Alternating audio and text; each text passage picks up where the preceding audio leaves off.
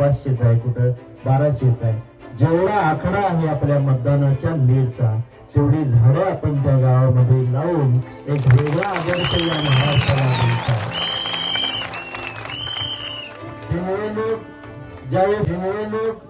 ज्यावेळेस अर्ज भरला, त्यावेळेस अर्ज भरण्यापूर्वी आणि अर्ज भरल्यानंतर 7-8 दिवस भाऊ की तालुक्यातली पक्षाची ज्येष्ठ मंडळी विचार मंथन करत होती की हा एवढा मोठा खर्च या निवडणुकीचा आणि कशा पद्धतीने आपल्याला तो पेलवणार. आपल्या पक्ष गरीब आहे, पक्षाकडून निधी येत नाही. पण आम्हाला खात्री होती, विश्वास होता. सोनक्यातला एक लहान मुलगा आहे 7वीचा, गणेश माळी नावाचा आमचा सहकारी, त्याच्या 7वीच्या मुलाने मागच्या 3 वर्षाची जी काही आर्थिक साठवण होती, त्याची पुंजी होती, ती आम्हाला आबासाहेबांचा विचार टिकवण्यासाठी आणि शाहू फुले आंबेडकरांचा विचार टिकवण्यासाठी मदत केली. दररोज सकाळी 6:30 वाजल्यापासून 9-10 वाजेपर्यंत या मतदारसंघातले आणि मतदारसंघाच्या बाहेरच्या बऱ्याचशा आबासाहेबांवरती प्रेम करणाऱ्या कार्यकर्त्यांनी स्वतःची कोणी मका विकली, कोणी मिरच्या विकल्या, अशा पद्धतीनं स्वतःचं जे काही पिकवलेलं धान्य आहे ते विकून 500, 100, 1000, 5000 अशा पद्धतीने मदत केलेली आहे. काही लोकांनी मेंढरं विकली, काही लोकांनी शेरडं विकली.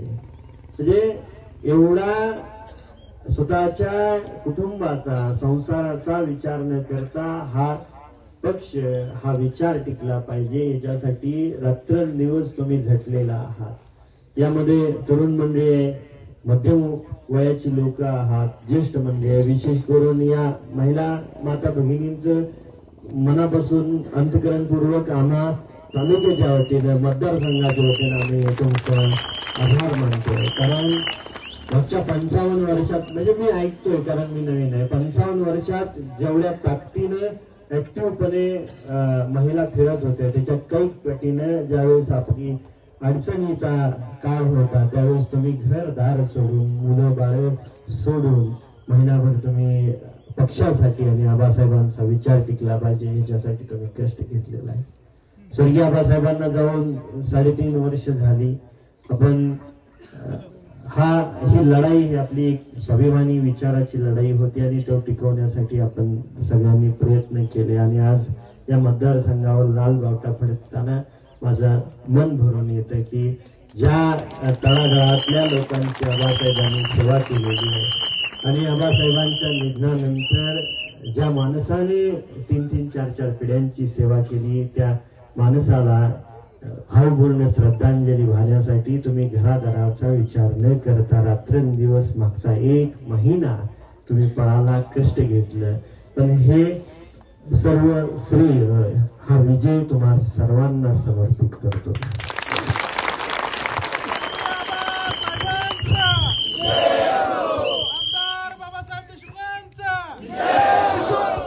आणि आजपासून, आतापासून आम्ही आता थोड्या वेळ सर्टिफिकेट घेतोय. तुम्ही सर्वजण आमदार आहात, तुम्ही सर्वजण. आमच्या जीवात जीव असेपर्यंत ज्या लोकांनी आपल्या या विजयासाठी कष्ट घेतले, डिरेक्टली इनडिरेक्टली, त्या सर्वांना आम्ही अंतर देणार नाही हा विश्वास देतो.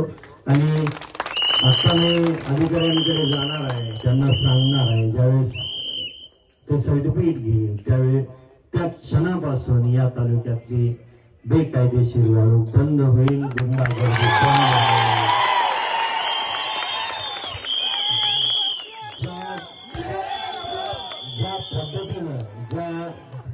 ज्या पद्धतीनं स्वर्गीय आबासाहेबांनी 55 वर्ष हा तालुका आणि मतदारसंघ जपला, शांतता, सुसंस्कृतपणा, कुठेही गुंडगिरी नाही, दडपशाही नाही आणि दादागिरी नाही, त्याच पद्धतीनं भविष्य काळात हा पुढचे 5 वर्ष अशोकराव थांबा, पुढचे 5 वर्ष आपण चांगल्या पद्धतीने या तालुक्याची सेवा करूया. आणि ज्या सहकार्यांनी, बाबुराव भाऊ सारख्या ज्येष्ठ वडीलधाऱ्या माणसांनी आपल्याला मदत केलेली आहे, भविष्य काळामध्ये ज्या गावामध्ये आपल्याला सहकार्य करणाऱ्या संघटना आहेत, पक्ष आहेत, त्यांना विश्वासात घेऊन शेतकरी कामगार पक्षाच्या कार्यकर्त्यांनी त्यांना राजकारण आणि समाजकारण करायचं निश्चितपणे तुम्ही सर्वजण कराल अशी अपेक्षा व्यक्त करतो। आणि विशेष करून ज्या मायमाऊलीने बाई साहेबांनी मागची 5 वर्ष स्वतःचे आबासाहेबांच्या शेवटच्या काळातला पराभव पाहिल्यानंतर जे या देशमुख कुटुंबाने जे काही सहन केलं ते सर्वात जास्त बाईसाहेबांनी सहन केलेलं आहे। आणि त्या मायमाऊलीचं आपण सर्वांनी टाळ्या वाजवून अभिनंदन केलं पाहिजे। तेवढ्या धाडसाने आमच्या सारख्या तरुणांच्या पाठीशी तुम्ही सर्वजण, बाईसाहेब, आमचं कुटुंब आणि सर्वात महत्वाचं मागच्या वेळेसचे उमेदवार माझे भाऊ अनिकेत दादांनी खूप मोठा त्याग केलेला आहे। निश्चितपणे